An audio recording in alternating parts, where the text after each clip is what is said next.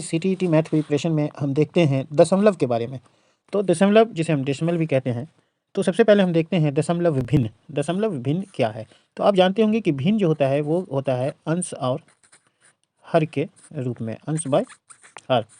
तो ऐसा भिन्न जिसमें अंश तो कुछ भी हो सकता है, 4 हो सकता है, 5 हो सकता है, 6 हो जा सकता है, या कुछ भी हो सकता है अंश, लेकिन उसका हर जो है वो या तो 10 होगा या 100 होगा या 1000 होगा। मतलब 1 पे जितना ज़ीरो आप डाल सकते हैं वही हर हो। हर मतलब 1 पे ज़ीरो वाली कोई संख्या हो। तो ऐसे भिन्न को हम लोग कहते हैं दशमलव भिन्न। जैसे यहाँ पे हमने देखा कि दशमलव भिन्न में जैसे 3/10, तो देख रहे हैं 1 पे 1 ज़ीरो। तो जैसे ही 1 पे ज़ीरो वाला संख्या आए हर के रूप में, ये जो हर के रूप में, तो इसे हम लोग कहेंगे दशमलव भिन्न। जैसे 3/10 या 4/100, चूँकि 1 पे 2 ज़ीरो, तो ये भी दशमलव भिन्न। 35 बाई कुछ भी डाल दीजिए 10, दशमलव भिन्न। 43/1000, है ना। तो इस तरह के फॉर्म में जितना भी आए उसे हम लोग कहते हैं दशमलव भिन्न। उम्मीद है कि आप दशमलव भिन्न समझ गए होंगे। जब भी ऐसा अंश और हर रहे जिसका हर जो है 1 ज़ीरो या मतलब 10, 100, 1000, लाख इस तरह के फॉर्म में हो, उसे हम लोग दशमलव भिन्न कहते हैं। समझ गए होंगे आप। इस तरह की जो भी संख्या है दशमलव भिन्न। तो चलिए अब हम लोग आते हैं दशमलव संख्या पे कि दशमलव संख्या किसे कहते हैं। तो ठीक दशमलव भिन्न की तरह ही दशमलव संख्या होती है। जैसे देखिए दशमलव संख्या में क्या होता है, अंश और हर का फॉर्म नहीं होता है, वो पॉइंट में डिसिमल में लिखा होता है। जैसे 0.5 ये हो गया दशमलव संख्या। इसको अगर हम लोग दशमलव भिन्न में लिखेंगे तो इसे कैसे लिखेंगे, 5/10। चूँकि एक के बाद देखो ये सिर्फ 5 है, एक संख्या के बाद पॉइंट है, तो यहाँ हम एक पे एक ज़ीरो डाल देंगे 10। अगर यही ऐसा होता कि 0.05 ये हो गया दशमलव संख्या। अगर इसे कह दे कि दशमलव भिन्न में बदलें, तो भिन्न में कैसे बदलेंगे, तो यहाँ लिखेंगे 5 बट्टा, और ये कितनी संख्या है, एक संख्या, दो संख्या, तब है पॉइंट, तो यहाँ हम क्या करेंगे, एक पे 2 ज़ीरो डालेंगे। मतलब जितनी संख्या के बाद पॉइंट है उतना ज़ीरो डालना होगा 1 पे। तो ये हो जाएगा दशमलव भिन्न, और ये हो गया दशमलव संख्या। मतलब सिर्फ पॉइंट में जो संख्या दी रहती है उसे हम लोग कहते हैं दशमलव संख्या।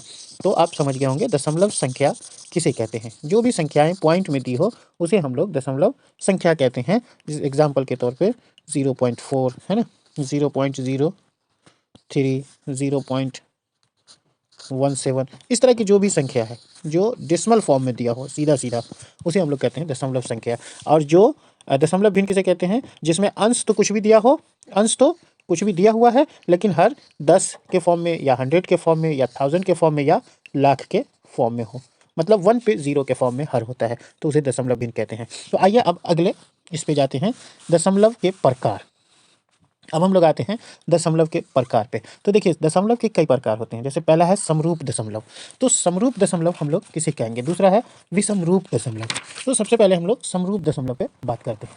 देखिए समरूप दशमलव का मतलब हो गया कि जब हम डेसिमल संख्या को या दशमलव रूप को इस तरह से लिखें, जैसे 0.5, अगला रहे 0.7, मतलब तो ये हो गया समरूप।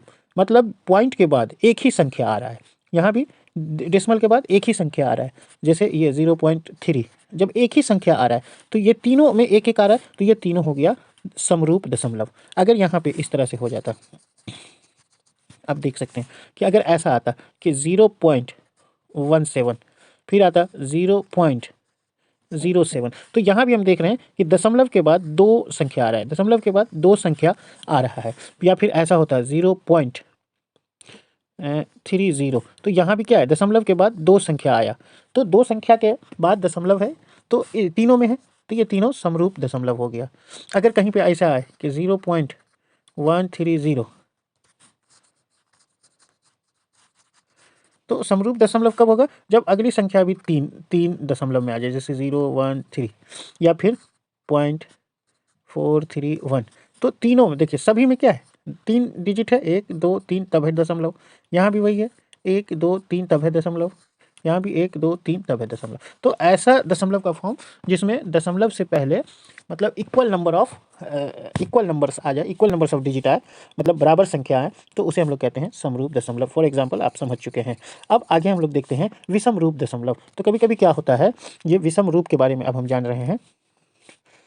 विषम रूप दशमलव, कभी कभी क्या होता है कि हम लोग के पास ऐसा भी दशमलव का फॉर्म आ जाता है 17, दूसरा आ गया सिर्फ 3, तीसरा आ गया 0.343। तो देखिए ये हो गया विषम रूप, चूंकि इसमें है 2 डिजिट के बाद है दशमलव, यहाँ 1 डिजिट के बाद है दशमलव, और यहाँ 3 डिजिट के बाद है दशमलव, मतलब सब में अलग अलग डिजिट है दशमलव से पहले, तो इसे हम लोग कहेंगे विषम रूप दशमलव।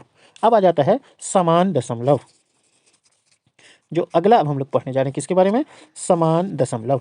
तो समान दशमलव में क्या होता है कि देखिए क्या होता है कि जैसे एक संख्या है, उसको हम लिखा 0.7, लेकिन इसी को हम ऐसे भी लिख सकते हैं 0.70। तो देखिए दशमलव से पहले सबसे पहला डिजिट अगर 0 हो जाए तो इस 0 का तो कोई वैल्यू नहीं है, इसे हम सिर्फ ऐसा भी तो लिख सकते हैं 0.7। अगर इस 0 को हम हटा भी दिया तो इस संख्या में कोई फर्क तो पड़ने वाला नहीं है, क्योंकि दशमलव के बाद जो अंत में 0 होता है उसका कोई वैल्यू नहीं होता है। इसे हम ऐसे भी लिख दें तब भी वो 0.20 भी दे देना तो इसका कोई वैल्यू नहीं है, वो 0.7 ही रहेगा। तो ये तीनों, ये जितना भी संख्या लिखे ना सब बराबर है, सब क्या वैल्यू 0.7 ही है, समझ रहे हैं। अब इसमें हम जितना 0 डाल दें उससे कोई मतलब नहीं है, लास्ट का 0 जो होता है दशमलव के बाद संख्या में लास्ट में जो 0 होता है उसका कोई वैल्यू ही नहीं होता है। तो ऐसे दशमलव को कहते हैं समान दशमलव। तो आप समान दशमलव उम्मीद है कि समझ गए होंगे। एक एग्जाम्पल और हम दे देते हैं समान दशमलव का, जैसे आप देखिए 0.30 या 0.3, ये दोनों का वैल्यू सेम हुआ, लास्ट में 0 है, इसकी कोई अहमियत नहीं है, दोनों का वैल्यू सेम हुआ, या 0.300, तो ये लास्ट में 2 0 है, इसका कोई अहमियत नहीं हुआ, सब का सब 0.33 हुआ। तो इस तरह का फॉर्म जो होता है उसे हम लोग कहते हैं समान दशमलव, समझ रहे हैं। ये तीनों का तीनों हो गया समान दशमलव। तो अब आते हैं मिश्रित दशमलव पे। फिर आगे हम दशमलव के और भी दशमलव से जुड़ा हुआ और मैथ को अब हम लोग सॉल्व करेंगे, लेकिन पहले हम लोग मिश्रित दशमलव देख लेते हैं, अगले वीडियो में और भी मैथ को हम लोग सॉल्व करेंगे। तो अगर आप नए यूजर्स हैं तो इसे सब्सक्राइब जरूर करें और लाइक भी करें और शेयर भी करें। तो चलिए अब मिश्रित दशमलव के बारे में देखते हैं कि मिश्रित दशमलव में क्या होता है कि दशमलव संख्या का मिश्रित रूप होता है, मतलब एक पूर्ण संख्या होती है और दूसरा दशमलव संख्या होता है। जैसे हम लोग कभी कभी ऐसा लिखते हैं 5.05। तो देखिए दशमलव के बाएं जो है ये तो पूर्ण संख्या हो गई और ये हो गई दशमलव की संख्या। जैसे इसे हम लोग इस तरह से कह सकते हैं कि 5 + 0.05, तो ये हो गया दशमलव की संख्या और ये हो गई पूर्ण संख्या, और इस दोनों को जब जोड़ेंगे तो हमारे सामने यही संख्या आएगी। तो ये हो गया, ये 5 हो गया पूर्ण संख्या, ये हो गया दशमलव की संख्या। तो इसी को हम लोग कहते हैं मिश्रित दशमलव। जैसे हम लोग ऐसे लिखे 6.5, तो ये हो गया दशमलव की संख्या और ये हो गई पूर्ण संख्या।